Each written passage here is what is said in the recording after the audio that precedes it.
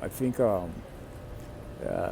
Nash equilibrium is basically, don't hold this against me, the linguistic formula is each player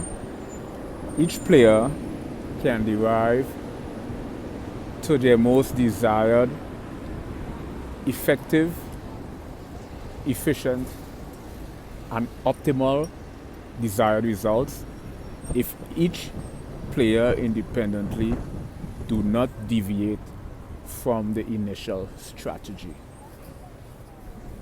You know,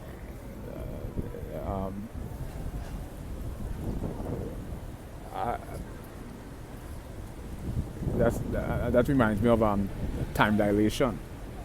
The time dilation is basically when there is when there is a disparity in the elapsed time measurement between two clocks traveling at the same velocity relative to each other. Call that time dilation. There's a disparity in the elapsed time measurement. Elapsed time is where things lag. So there's a disparity in the elapsed time measurement.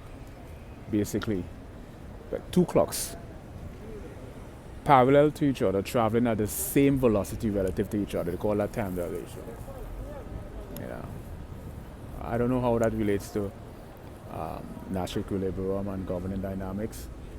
I know the whole idea of each independent